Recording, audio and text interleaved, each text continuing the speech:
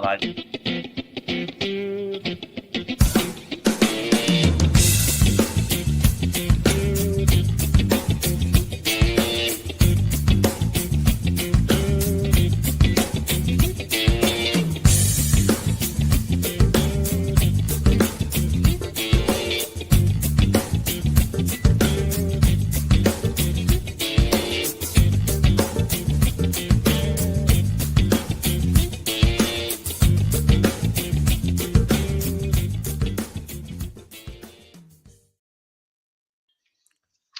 Good so afternoon, everybody. It's Mark Mack back with another episode of The Hump. Happy Hump Day! And we're coming live to you guys on LinkedIn and YouTube from SDR Insider on YouTube, live at 12:30 in the afternoon today, because normally, as you know, we're on at 5:30 Eastern, but it's not 5:30 here, but it is 5:30 in the UK overseas, where my main man Shane Mahi's calling in live. I don't know if he's there or in Morocco or in Budapest or in Russia. I have no idea. This guy moves around like I eat Skittles. What's going on, Shane? What's going on today? a lot, apparently. I feel like I'm on like Jimmy Kimmel Live right now. This actually feels like a real life New York show, dude. you Well, put hey, it man, together really well. I'm Mark Mack, your lead camelman on the Hump, midday afternoon show. Of course, I had to chomp down some food on the side here while we were listening to that opener. What do you think of that opener, man? My main man, Zach, created that. Absolutely dope. It really, really gives a different, I'm like, holy shit, I got some work to do on my podcast myself.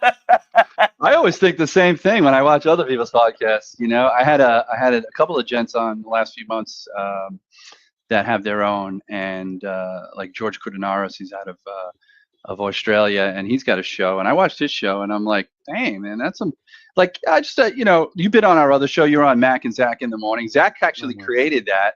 I wanted them to put, like, the music that I love, like some kind of jam band, dead music or something, but of course, there's like trademark infringement issues with that, and so he found like the swankiest kind of like sort of beat that he could find that maybe he thought would match, and I thought it does, so I ran with it. But yeah, this is I'm always trying to get better. I watch Jesse Lizak and a whole bunch of other people and see what they're doing, and then just do it like my own twist.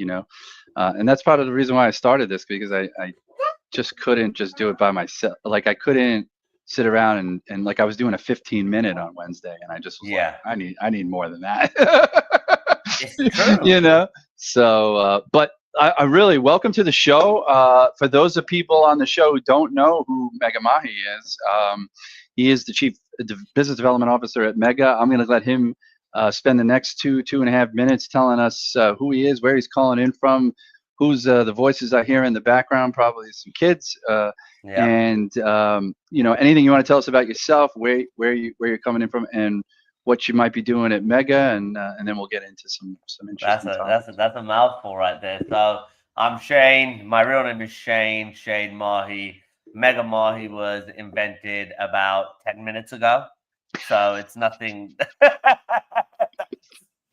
been unique, but it sounded quite good, right? Like Mega Man, Mega Mahi. Let's go with Mega Mahi today. I love it. I do that a lot. And at present, 2025, I currently am the Chief Business Development and Partnerships Officer at Mega. So I manage a lot of the partnerships with partners, of course, just as the name says. And I work on business development, which is building those unique business relationships with high-level stakeholders at big utility companies, debt collection companies. And when you're having to develop business relationships at that level, it no longer boils down to just cold, spammy outreach and no program, no strategy to what you're doing. And you have to be like identifying clear outcomes. And all of this has happened because the past 5 years, I ran my own sales development agency, and I got kicked in the fucking face like so many times, day by day by day by day by day.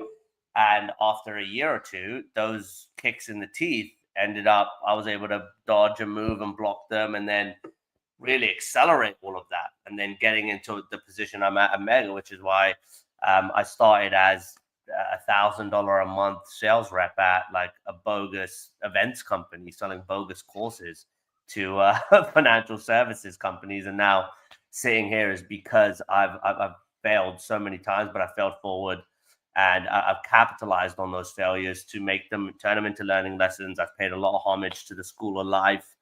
And right now, the way I'm working on things is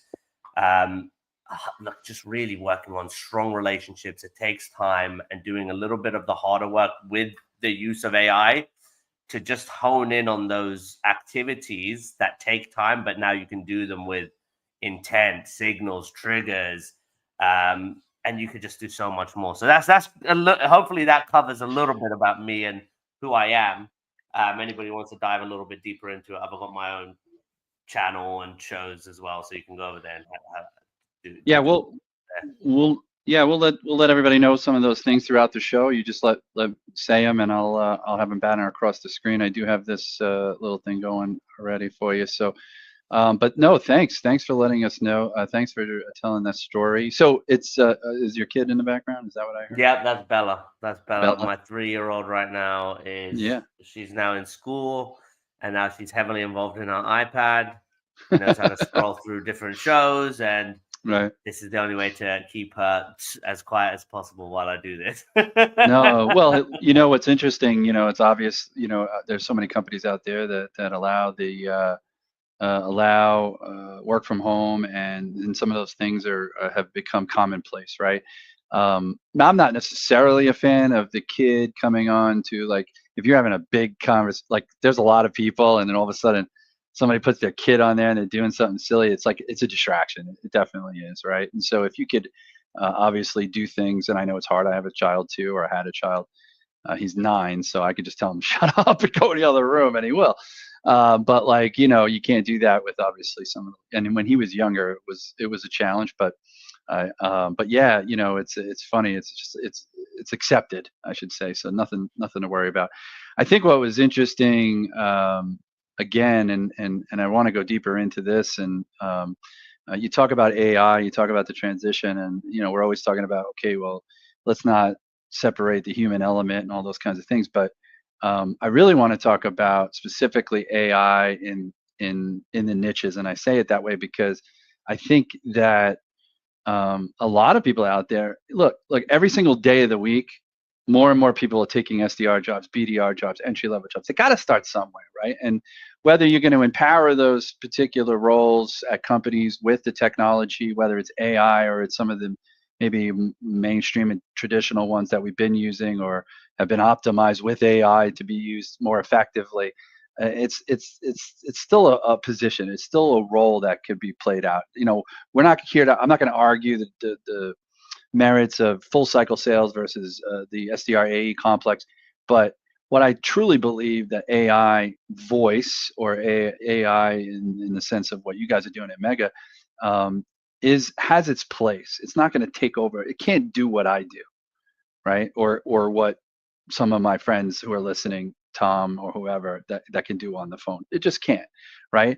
And what I've seen it be done. I've seen it do things really well, right? But there is this like human element that the AI just isn't equipped yet to do, which is like if I say something to you and you like give me a diatribe about in the answer, something within what you're saying might trigger like a life story for me, right? And I will bring it up, right, which is a way to build rapport, right, that the AI is just not going to have, right? It's focused on its agenda in the call, and you could build it any way you want. You could pump as many calls and have it analyze as many calls, but that natural progression in a conversation where you say something and whatever it might be, I'm supposed to laugh, chances are the AI is not going to laugh because it just doesn't have that human condition element that's in there, I like to say. So, but at the same time, where you guys are applying AI voice and that human bot, if you will, is incredibly interesting. I used to work for a company called Interactions. Perhaps they're a competitor. Big utility companies that take in millions inbound. They weren't using it outbound, but inbound. And they would take in millions and millions, like companies that take in like 8, 10, 20 million calls a year through their call center. This was a way to interact and provide even an elevated experience for the person calling in than a human could. I was blown away about how real it was. So I'd love to get your whole take, where you guys are at, why it became a niche thing for you, and is that really where the bread and butter is at this point? So interestingly enough, you brought up the whole AI SDR complex because that was where the conversations originated. And I think you remember when I reached out to you, hey, look, I want you to meet the guys over at Mega. It was September of 2023, I believe it was. So almost 2 years ago, just a little bit under. And Martin is somebody I worked at who's the co-founder at that company. And he said, "Yo, I'm gonna build an AI company, and it's gonna be about SDRs. Like, you know the space, I know the space. Do you want to do it?" And I said, "Yeah, sure, let's go for it." And we ended up speaking to everybody that I knew in terms of the networks, Connect and Sell. I spoke to Chris Beal, spoke to Jerry, tried to speak to Orem, spoke to all the agencies, Steve Burton, Dave Krieger, spoke to you. Literally like everybody, Owen Richards. We spoke to probably 15, 20 major CEOs in our space, Gabe Lollo, and we spoke to them about potentially helping train our SDRs, train the bots, train the language learning models. And in those language learning models, if we have calling data, then give me 1 second. Hey, just one. Okay, that's fine. Because a lot of agencies have calling data, that is helpful when you're training your bots, and then you can use that training data to create those bots in those agencies. So we were running that play, and we ran it till about June or July, and then we found out that the law came into place. Mark, give me 1 second. Sure. Well, he's going to be. I assume he's actually going to talk about. I guess in his case, he's oversees the GDPR, the compliance with not allowing a bot to actually make a phone call like that. Perhaps that's it. I don't know. This is the joys of having an afternoon show, to be slightly off for a second, but here he is. So sorry about that. Yeah, I had to change the YouTube channel. But yeah, so we ran into the law where it said robocalls are not allowed, right? Especially in the US. And because of that, we didn't know what to do. We absolutely didn't know what to do. But we had 2 clients from the debt collection space that said, we've got a low value book of business where we've got a bunch of phone numbers. We don't even call them because the debt value is so low. Let's test the bots on that because the appetite for risk is high, but the level of risk is low. So to trial AI on something where you can play right in between that fine line, there was the opportunity. And in July, we ran that opportunity. We ran the full course of it, and we saw a couple of points in incremental increases from connectivity, meaning 4% was the human connectivity rate. We were able to achieve 7% connectivity with our dialing mechanism and an AI bot. The problem then became how the human on the other side of that, the receiving end of the call, would receive that call. And that's where we experienced big problems, which was the hang up rates. You're an AI bot, boom, let me hang up the phone. Okay. Right. And within those 2 companies where the first opportunities arose, we then went to a conference, and it just so happened to be everything turned out. Sometimes you've got to trust your instincts and your beliefs that you're doing the right things. Everything just ended up turning right. And because the debt collection companies were the paying customers, the agencies were helping train our bots with their calling data, with their scripts, playbooks, and everything. But it became obsolete. It was not relevant because a debt collection play is, hi, Mark, you owe $300 to Chase Manhattan Bank. Your credit card is overdue. Can you make the payment? No. Okay. Can you make it in a payment plan, maybe 4 installments? No. Okay. Then let's do a hot transfer and hand you over to a human. That quick ease of like the sequence steps to get to an escalation of handing it over to a human.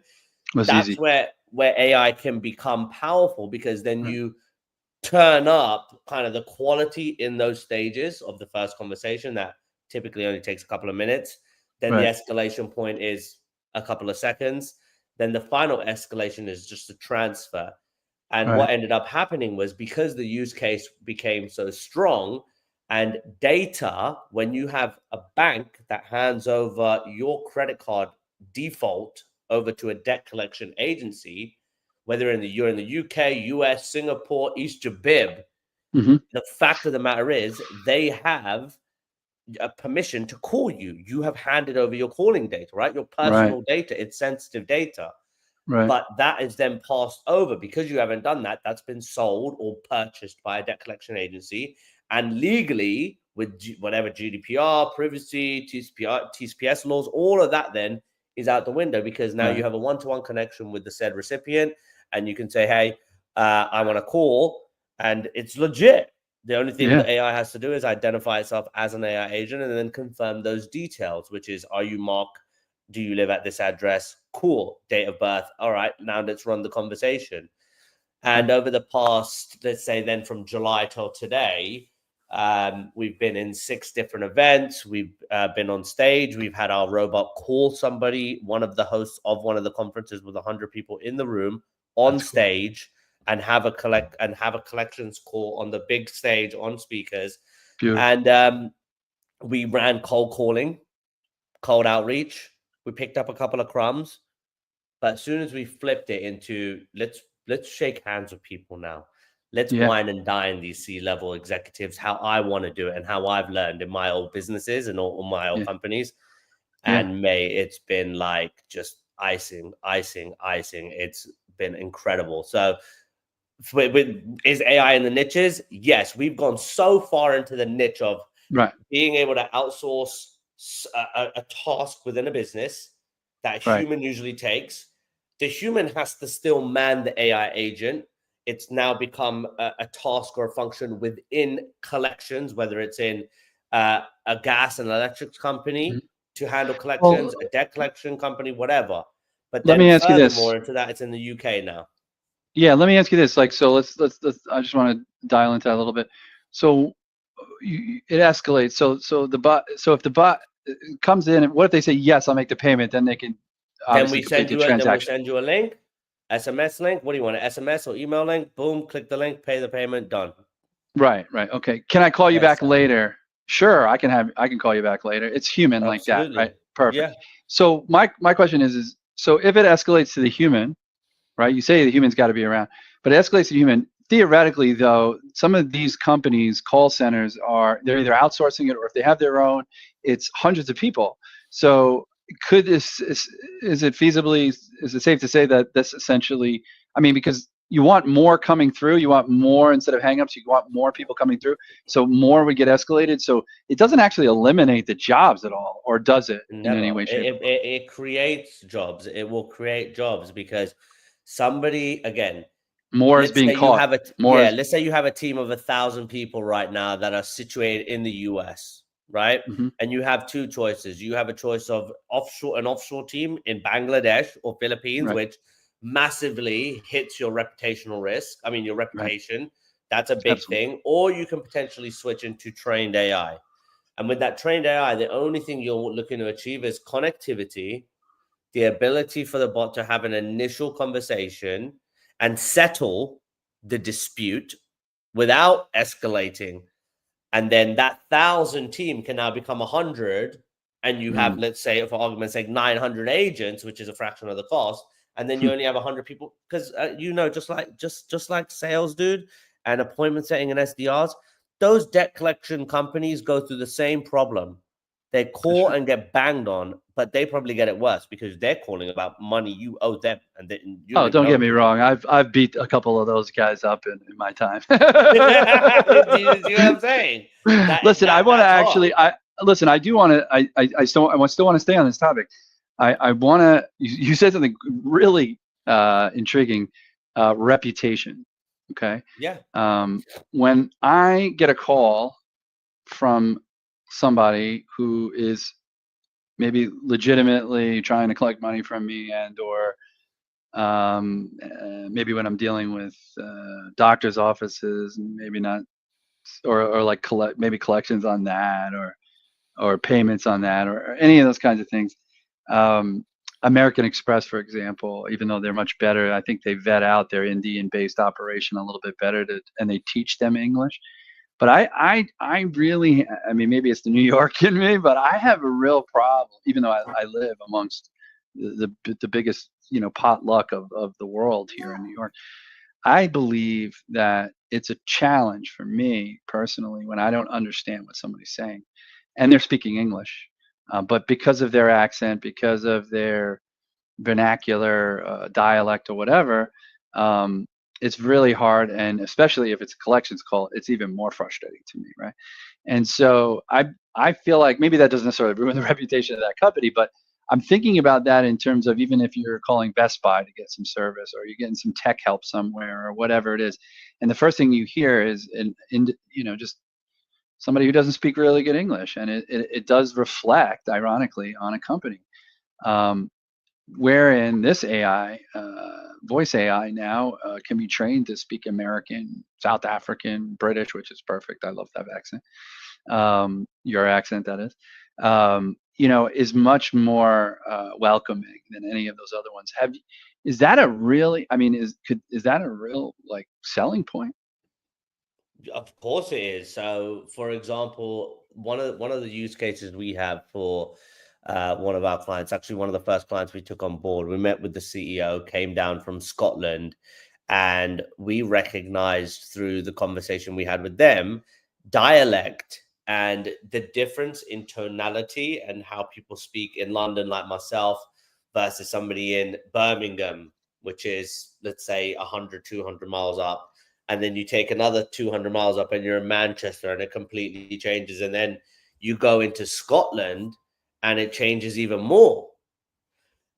If you get a call in London from somebody in Birmingham, the likelihood of you capturing that debt decreases significantly. Versus if you have, let's just say, from London to London, or even let's just say Manchester to London, Liverpool to London, these rates change, connection rates change. All of that makes a massive difference. So the way you speak, HSBC is notorious for having, I'm Indian myself, I'm not prejudiced or anything, but it does bother me too that I bank with certain banks because I want a certain type of service. And when I have the biggest issue within my service through my card or my current account or my business account, and I have to go to somebody from another country that doesn't even understand UK law, I have a big issue with that. So if I'm a company, can you adjust the AI? Sorry to cut you off. Can you adjust the AI to reflect that dialect? If I was like a London-based company, absolutely. So, an example: one of our partners, they live in Malaga, Spain, and we were training one of our bots to support one of his initiatives, but he kept getting a Colombian-speaking bot, and in Spain they use Andalusia instead of Andalusia. Right? It's like a district within Barcelona. I think it was something like that. But they would say Barcelona in Spain. In South America, they would say Barcelona. Right? These things are very different. So even in Spanish, French, Russian, English, all types of languages have these kind of different things in there. And you're suggesting that in a collections call, let's say, for example, I'm probably, if they're not from, like, by me, I'm probably going to hang up on them. Is essentially. Let's say somebody from Boston, Massachusetts called you. Oh, click. Right? Right away. Right? Let's say somebody from North Carolina or Georgia calls you. Oh, hey, what's going on? Like, I'm gonna be like, what do you do? Or it's Tennessee, right? Let's say somebody calls you from Tennessee into New York, right? All of these things, they are gonna make a difference, and companies' reputations, they want to solidify that. It's subconscious, really. Like, I'll admit, like, I pick up on that Boston accent, that Southie accent right away. If I'm talking long enough to you, I could tell an Alabama accent pretty clearly. I'll tell you from Texas, or at least from the South. Ohio doesn't have any accent. California doesn't have really any accent. Colorado are just expats from New York and California, so that doesn't, and so is Florida. So there's only really like 3 or 4 really distinct dialect or accents in America, whereas like in Europe, forget it. You're probably 3 people outside your house that speak 16 different languages. 100%, 100%. So last thing I wanted to point out though, even on this niche point, is we've dug so deep into this niche I where love it. collections across the UK and the USA, that's a big amount of coverage, which you know as well as I do, your total addressable market. How are you Mhm. going to hit all of that, right? So within the UK, there's this initiative right now where vulnerable citizens, where people, let's just say there's somebody sick, they're on a defibrillator, they have a breathing machine. Mhm. Imagine you're a gas company and you turn off that person's electricity, It's terrible. right? Well, you don't This is want a that to happen. this is a current epidemic that's happening in the UK where water will run out, electricity will go off, and there's no resolution. So we found a couple of organizations within this niche that there are hundreds of millions of dollars, pounds even in fines. And if these companies don't capitalize on this by July of this year, they are going to be fined in the hundreds of millions dollar category. So now we've stuck right here, which is where 90% of our clients are coming from. And it allows for very strategic focus, very direct, laser focused approaches on what we're trying to do, the types of individuals we want to engage with. Everything becomes so much easier when you are in that niche and you're able to kind of capitalize on, granted, your product fits this little community of people that all know each other, and that's how you really do it. That's how we found some big successes in this. Yeah, this is great. I can't wait to even push this thing out and have other people talk about it, because I truly believe what you guys are doing with voice AI. That's like, I think a lot of people refer to AI, like all the things that AI is doing, like at Clay and language models and all these other things. It's AI, but they almost like treat it like it's a thing, it's a human, it's an it, right? Whereas what you're doing is literally that. Like you're an agent, forget the word bot, an AI agent, like a live, almost pretending to be live. I hate to say it like that, but accomplishing these very specific tasks, and it's proven that it works. It's proven that it's scalable, and it's not AISDR is taking over. It's not taking over cold calling somebody to sell them software. It's not, it's not outbound. It's not, like AI that's going to enhance all those other things from a text perspective, a two-dimensional spectrum. I almost look at the AI agent, mega AI agent, as being three-dimensional to me in that sense, if that's akin to the dimensional conversation there, right? I love it. And I think that is where people need to really think about. That's where AI is, these little things. And for all those that are listening, or maybe listen to this afterwards, that are aspiring SDRs or aren't SDRs, AI in the sense of what does is not taking over our job. It's not going to be the ones on the phone making those calls and calling people after, even it's been warmed or otherwise, is always going to be part of the fabric. I believe it's the best way to get the feedback, is talking face to face. And that kind of leads me into this, because I did know you a couple of years ago. You were running, you wanted to, you even asked me to do one in New York with you. You were running these dinners. It was started out as like a dinner, right? Now, years ago, I used to be architectural and design rep for a building products company, and I would conduct lunch and learns, right? Or I would also go. I had a guy. The guy worked for Port Authority, and he used to set up these days, right, where people would come and they would get actually credits. Maybe not in the case of your use case, maybe not credits, but they would come and they would get credits to listen to a variety of different people speak on various topics that were all kind of associated with each other. And they would get credit for it. They'd have lunch, have networking hour, whatever it is. And, it became more than a dinner. It became something like that. I saw online or something. I don't know if you sent it to me or whatever. I was looking at that you set up this whole day where you guys have these different chapters or topics as you go through the day, and you have some time to network and have lunch and so on and so forth.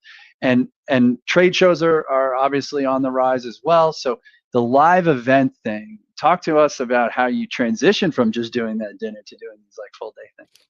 Well, so I just thought about it like, how do people want to receive information today? How are people digesting information? And if you think about anything that's happening in business, whether you're new or old, it was actually watching I watch how my dad kind of engages with his phone, and my dad's in his 60s now, and he's on TikTok. And the reason he's on TikTok though is because of the DIY stuff. My dad loves building stuff in his house. He loves building stuff in the backyard. He loves building like gazebos and stuff. And he watches TikTok for the DIY stuff, his car, how to rebuild an engine. He does stuff like that on TikTok. So imagine now, but he's also a senior sales specialist at WePro. Now, imagine you are somebody who's trying to sell a service or a product to a 60-year-old man who works in corporate America and is in technology. TikTok now provides that channel, right? But why am I talking about TikTok and social media? Because people want to know where to digest information quick, short, and easy, right? They don't want these long, drawn out 2-3 day events in most cases anymore. And if you're a C-level executive, the amount of time it takes or how much you lose from being outside of the office, it's very limited. You cannot afford to be out of the office. And with remote life, work from home life, you kind of have that thing where you always want to be pedal to the metal, right? No matter how much space you give yourself. So these events at first, to use cold outreach to build relationships, it doesn't really work if you're in a specific industry. In this industry, it didn't work. Then we took on a lot of resellers and a lot of partners to try the channel play. And the channel play, it was good. And we were getting a lot of relationships. But after somebody kind of says, hey, here's 5 people to speak to, that's really the juice. It's fully squeezed, right? You might get a few intros every other month. That's not sustainable. So what we ended up doing is saying, hey, if you're a partner and you have a good network, why don't you do this? We'll pay for an event for you. We'll pay for everything. We'll pay for the venue, the food, alcohol. We'll pay for whatever you need. The only thing we're going to ask you to do is bring your clients who would serve us as our clients. And then we invite the client and the partner to do all of the outreach. They bring everybody to the room. I make sure everything's set up. Everybody has all their invites, all the emails, everybody's confirmed on the day. The agenda is tight. And then when you have a CEO or a senior leader of a big billion-dollar utility company or debt collection company, and they only have to spend 3 hours out of their day, and they're going to sit with other CEOs at the quality of life they expect, which is Michelin-star restaurants, 5-star meals, $200 to $300 a head. This is the kind of funding that we're giving to these things, but that's more enticing to go and say, yeah, you know what, I'll go have dinner with these guys. It's about AI, see what they're talking about. They just so happen to have this sponsor there too, and they're fucking whining and dining me. Say no more. And then they come to these events, and we don't present to them for 3-4 hours. We present to them for 10 minutes. Hey, this is what the market is seeing right now. This is the biggest impact we're seeing. This is the biggest problem. And then everybody talks about it. Who are you? What do you want to be doing? What kind of problems are you seeing? We give them intelligence reports on their role in their company, in their industry, all specific to each individual, and say, does this sound right? And then when everybody speaks for an hour over a nice meal, then at the end, we just say, hey, it just so happens to be that Mega solves all of these problems. We might not do this, this, and this. And then you have a chance to network and have drinks with these people and really build those relationships. And the conversion rate is right now, with people who we're actually sitting with in the room to actually having meetings with after, it's about 65%, which is outrageous when you're talking about building relationships and networks. Yeah. Well, I also like the idea too, like, besides just a dinner and that kind of environment, I noticed something that was more of educational. It was topics. And so I think you could get 8 people, 9, 10 CEOs, sure. But maybe on something like that, where now you're educating them instead of 10 minutes, they're actually spending 2 hours, or maybe it's a different persona, but they're spending 2, 3 hours in the morning, and then maybe an hour after lunch for the rest of it, and then closing, and then they can network afterwards. But a whole day thing where the value, where you can actually probably split the cost amongst, like, you could bring in 2 or 3 speakers and say, hey, I'll put you in front of these people, Mm-hmm. for an hour, and you can deliver whatever you want, for $300 or $500, and maybe that covers some of your just the cost of the food and stuff like that. But there's a way to kind of balance that out, and then provide more value without overextending yourself as well. I noticed that on one of your things. Is that kind of what you're doing with that? Is that more of an I think what elongated, you're or referring to is there's a flagship event that we are now regular members of. It's called the Callisto Grand event, and that's based on shared services in Central Europe, but it's now coming to the UK. About 100 senior leaders from companies that manage the order to cash function. Is that the one you're talking about? Does it say Callisto Grand? maybe? Yeah, don't hold I me think to it. that's the one. It's okay. Yeah, I think that's But the one. I'm just loving the idea that like just the live, when you're face to face, when you're bringing them together, as opposed to what we've been, just like all this other stuff. It's not cold outreach. Look, the bottom line is we're not. This is the dining club. I thought this was, and I viewed it. It's in Amsterdam, and it was like all day. It says the Future of Debt Collection, and then there's a like a. Oh, is that not it? Oh, maybe that's. Yeah, this looks like yeah. It says 1 o'clock, 1:30, 2 o'clock, 2:45, 3. Oh, it's only 3.5 hours. It's not all day.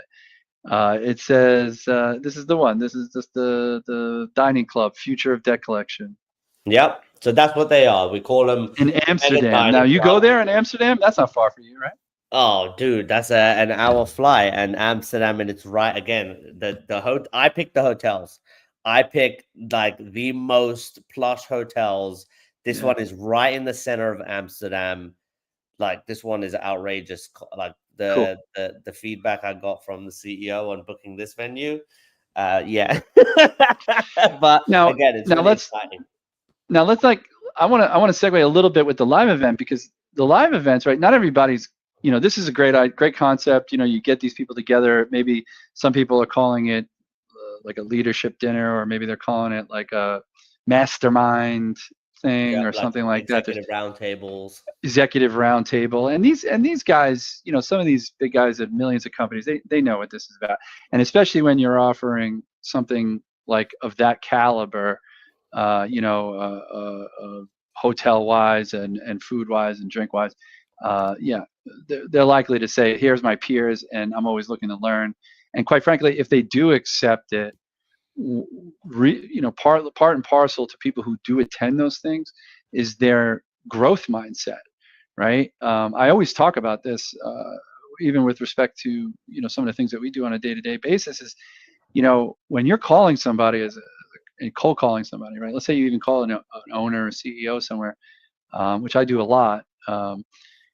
There's a sense of they have a lifestyle business, or they actually have an asset they're looking to grow, right?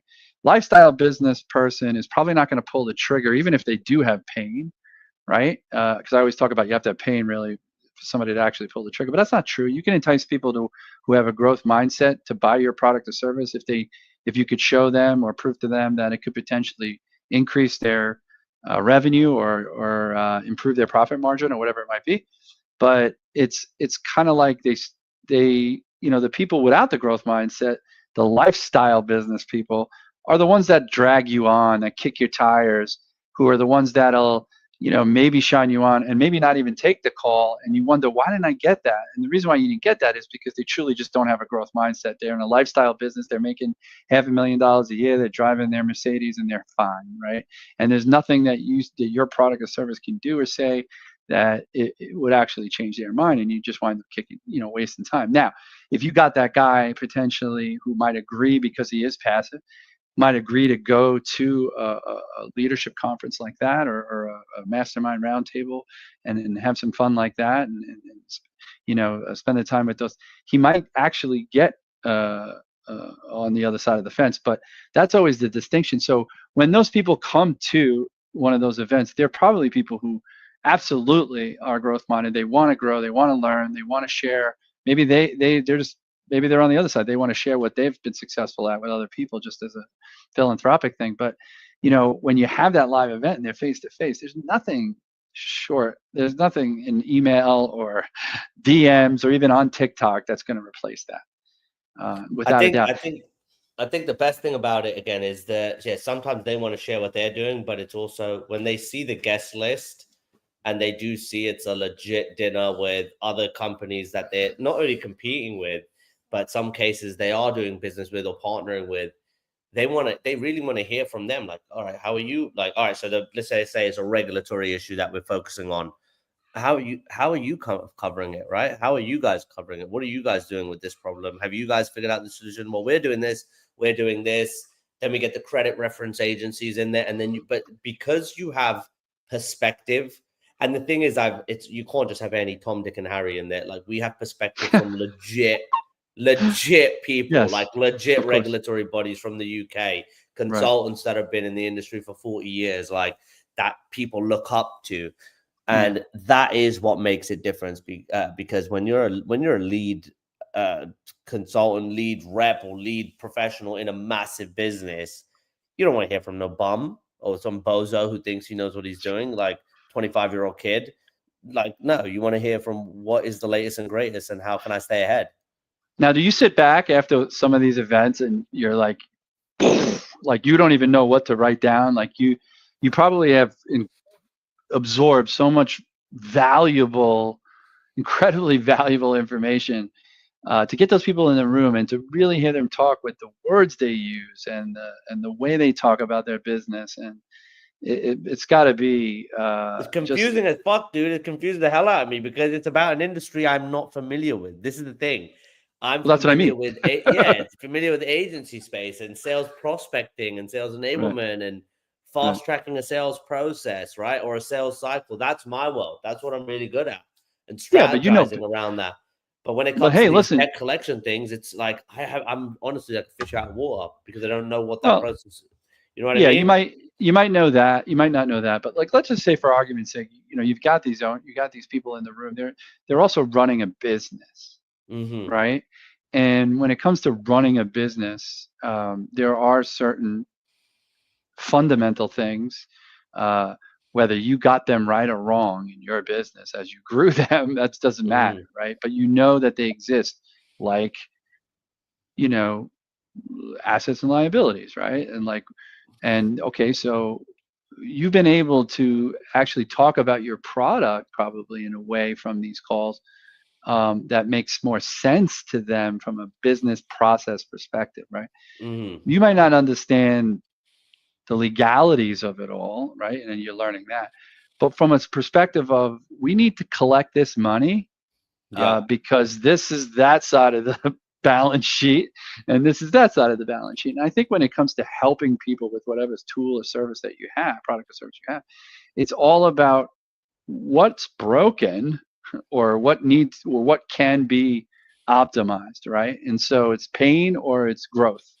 And it's like, understanding that, you can have empathy and build relationships. I think, this isn't a cold outreach type thing because cold outreach is not about building relationships. Live events like a dinner, top shelf liquor, and New York strips are like, you're like, it's jumping ahead, right? Because you don't break bread, right, before you normally when you sell somebody. And that's what you're doing. You're breaking bread with people, which is a natural human condition of ours to feel and let the barriers down and feel comfortable. They've agreed to it. I mean, sure, it's an expense, but they've agreed to it. And so it's incredible. I don't think it's something that every company could actually just roll out right away and use as a strategy, but an incredible way to use, but live events you can, and live events can mean something like this even, a live show, a live actual physical event, a trade show. And as more and more of these things are happening, face to face, our we've got plenty of influencers online that talk a lot about, like Dale Dupree, for example. He's always like, "Oh, walk into the office and give him a crumpled letter." I go, "Well, I can't just walk into my prospect. It's 3,000 miles away, And so, so like I can't always do the face to face. I was what's crazy is I was face to face for 30, 25 years, and Yeah. now I am not. Now I am trying my hardest for the last 5 years to build businesses and produce revenue or revenue generating meetings in this case, all from the comforts of this office right here, which is blows my mind. And I always was a preacher of, when I was even coaching people live, the sales acumen was the same. Business acumen comes, but the fact that I can't like touch you, put my hand, like those little things that I did live with people that had such a tremendous impact in developing a relationship. Not saying that I had to touch everybody I want to develop a relationship with, but it was like, but what I just mean that human contact, face to face, you feel it's energy. just it's so powerful, and it's really hard to replicate it on the phone or even on a Zoom call. But I think that part of it is not going to really go away. It's always going to be like that. There's going to be the lucky few that are going to be able to develop live events that are actually face to face. And I wish you the best with that, man. That's just killer. And I've talked about wanting to be involved with it, but I'm more inspired to do it in my own way or with other clients of ours. So thank you. But want to jump into this real quick, and we've been friends for a long time, so I know a lot of your background and I'm glad to hear about where you're at today. But if you can give us a little bit of a combination of where you think, what's the next real stage for AI voice? Any parting thoughts on where you think AI is falling short, and then what's the future for Shane? So where it's falling short, I don't think I haven't given too much thought into that. The only thing that's given me visibility into what could fall short is, I don't know if you ever read Max Tegmark's Life 3.0. Did you read that? It's an insane book. But long story short, Max Tegmark wrote a book on the potential for AI and where the first kind of tests were run. And I think it was Prometheus. It was one of the first models, and they had to isolate this AI in like a room in a box. It couldn't be connected to anything. And they just started to run these tests on how can this thing kind of create better intelligence and better knowledge. It got so advanced that it was building a media company generating hundreds of millions of dollars a day. Right. The most worrisome thing about all of this that I paid no attention to or no mind to was what ultra intelligence is. And that's ultra intelligence is beyond artificial intelligence, beyond artificial general intelligence, beyond hyper intelligence. Ultra intelligence is like the absolute pinnacle of AI. And once that is achieved, if ultra intelligence is able to create or replicate itself better and faster at any given point, that is like the end of the human race. So I was going to say, that sounds like Terminator Salvation. It's legit. It's Mark Mac creating Mark Mac 2.0, and then Mark Mac 2.0 creates 3.0, and then 3.0 creates 6.0, then 6.0 creates 12, and then it just goes in that kind of scale. And it just rapidly iterates. And if that becomes a machine that can replicate itself beyond human intelligence can ever be, then you're in a very, very big problem. So that containment thing of, can AI ever find its way into OpenAI, Claude, Gemini? Can it have some sort of evil kind of spell and then just virally spread? That's where I think like the biggest worry is, and you don't know that until you read a book like a Life 3.0 and understand how it developed. Future of AI. I guess as long as they don't use AI in that way in the military with the launch codes. This is the thing. Like, again, it's you have AI that has the ability to control drones, pilots, aircrafts, like all of that stuff. Like, just imagine it does get into the hand of the wrong political leader, and like I don't know what is even possible because of what we only know what we know, right? And that's where I think then again the future of AI comes, which is what we have now, where we've got a chat GPT where you type into it and then you can actually have, I dump my brain into the voice feature every day. What is that going to be like in 2030? I have no fucking idea, but I believe it will be a Shane 2.0, 3.0 little agent that sits in the bottom of my screen, and these vertical specific agentic LLMs that are industry specific, vertical specific. That's where the market, I believe, is going. And you and me, where we do run our plays individually or independently, I do believe that I will have 10, 20, or even at one point 100 little Shanes that I've replicated to do multiple tasks I'm really good at. And I won't have to lift a thumb all day. I will just speak to my computer and do what it has to do.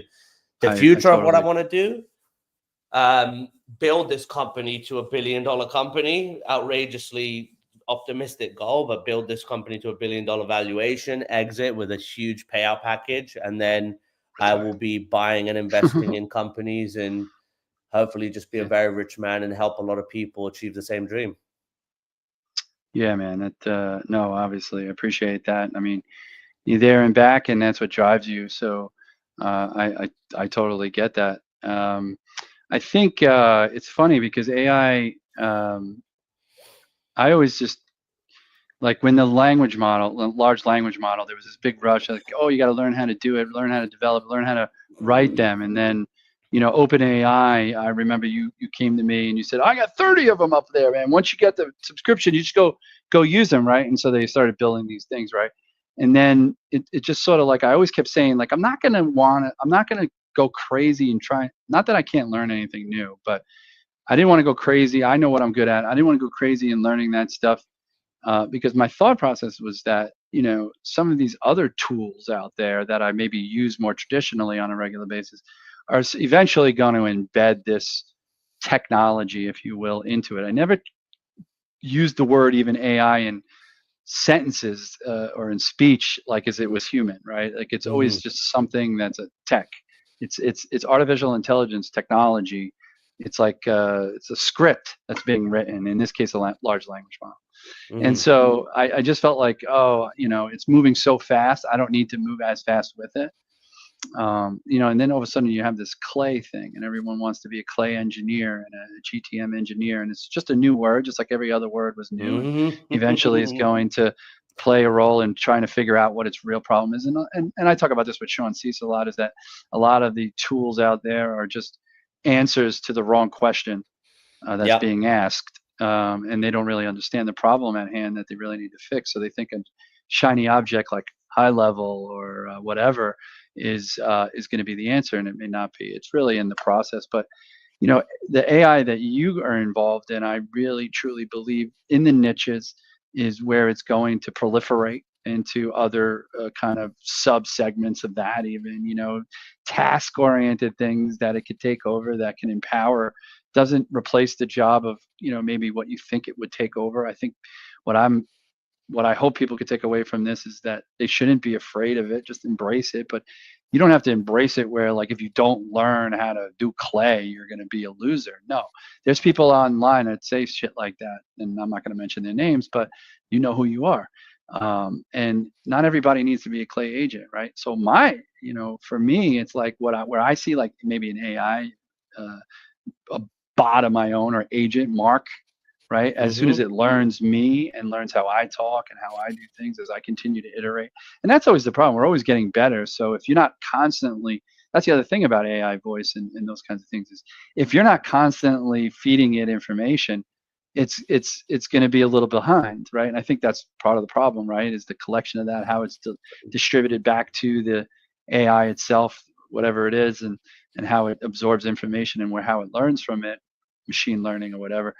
It's like, a lot of that I don't understand, don't really care to understand, but it's like, I think you have to constantly be doing that. So it's going to continue to be a very long process as we see these things continue to roll out. But at the same time, it could be very impactful for obviously many of the companies that you're working for or working with, and people shouldn't be afraid it's going to take over their job. That's just what I wanted to add. But what I see about for me, like, oh, that's what I was saying, right? Like I want to, if I could just sit and I have something coming, and I'll tell you a little bit about it as it starts to roll out, but where I'm going to be able to be live again, live training, live coaching, and live calling. And actually, people can jump on into a call room with me anytime they want. Not anytime they want, anytime when I'm on there, and just watch me call or watch me do my day to day or how I might do research or prospecting, and then I'll be hosting other events on the same channel where you can come in and you could whatever the topic of conversation might be. And so somebody asked me, well, how long can you do that for? And I said, well, if I'm doing hour bits every hour and a half, I can do 6 or 7 of them a day. I would do that all day. And then if there was a point where I had so much reception and I imagine that I'm going to have more people going to want to come in and do that, but I can't have that kind of one-on-one or more than a one-on-one, one to many, but one to too many, right? So I have to split it up, right? So there's only so much time in a day. I see the Mark Mac AI agent, conducting those other classes, and just like Peloton, if you will, right? It's conducting classes like that and being able to replicate that. Fuck yeah, I'll work till I'm 80. I'll work till I die, because if I can train all those things over the next 10 years, to do that, I can have it running and I could be on the golf course and cha-ching, cha-ching, cha-ching. But again, Maybe, right? it's I think what people fail to realize, or what you'll be able to benefit from this in a massive way, because the fundamentals and the process of how to make business work. So as much as people have this notion that AI is this all great thing that it has the ability to do anything, the key fundamental of this whole thing is for people like me and you who know the playing field. We know what to do. We know what good looks like. We know what a good outcome looks like. That's what really makes the biggest difference when AI is used correctly, efficiently, effectively, versus try this. Right. Yeah. So tell us, what, other than your complete motivation to be the best you can be, what else gets, my man? I should have wrote Mega Mahi now that I think about it, but I wrote Mahi Mahi because I love Mahi Mahi. I think that there's a few, but I think the most important thing for me in the past 12 months that has helped me get through not only a Wednesday, but everything in my life is belief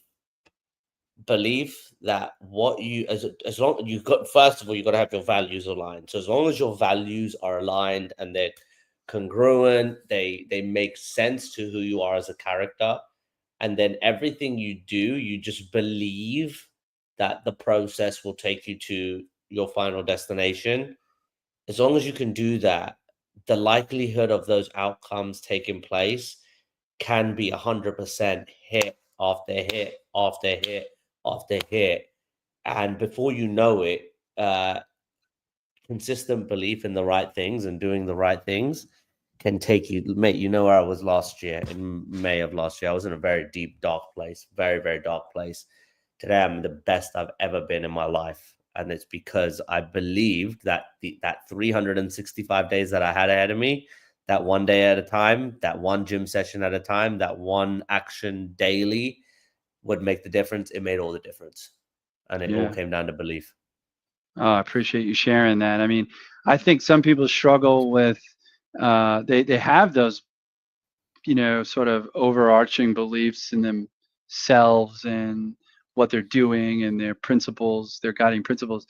But sometimes it's even just like, I don't know, I have to tell myself, like, belief in my success on a daily basis, on my productivity on a daily basis. I mean, a lot of the viewers, of course, are sales reps and or leaders, that founders that are grinding it out. And like, sometimes I feel like, the belief that if I just got to connect with one more person and tweak what I just said last and tighten it up, and I'll book that meeting that'll lead to revenue, or I'll hopefully have a conversation that it might make some sense to book a meeting to eventually have a future meaningful conversation. So, not to lose sight of what we're really supposed to be doing. I don't just, shove meetings down people's throats, but it's like, yeah, just belief in your everyday things, belief that, that tomorrow you have tomorrow, and that, like, if today doesn't work out, believe that tomorrow is just another day to try, and so, and that could go for short and long term, as you just described. So really appreciate you sharing that. I know that this is the website, I believe, for That's correct. Mega. www.mega.ai. Is there anywhere else, like any other site that you want people to find you at or check Well, you out, could or be what? on YouTube, AI Unplugged on YouTube, which is the new podcast that we're running over at Mega. We are on every single AI social Unplugged platform. AI on YouTube. Unplugged by Mega. We are on every social platform, so YouTube Shorts. There's a bunch of content on there. TikTok. It's that's gonna go over to Mega right now. It's all of them are on Mega Shane Mahi, but yeah, we're everywhere. Just type in mega.ai or Shane, and you will see everything that's happening in our space. Awesome, man. Well, hey, listen, thank you again for joining us here on the Thank you Hump. for having me. On this Wednesday afternoon, 12:30 to 1:30, I guess, but we went a little over, but we started 10 minutes late. So thanks for everybody who is joining us or rejoining us, replaying this live or on recording on YouTube or LinkedIn. Go to my page and you'll find all my past shows. This is episode 14. Next month coming is Women in Sales Month. So I do have some women coming on board next week. Jen Frost is going to join us. She's sales development leader for her own agency of women who cold call. So we, of course, hit it off famously when we first met, as you can imagine.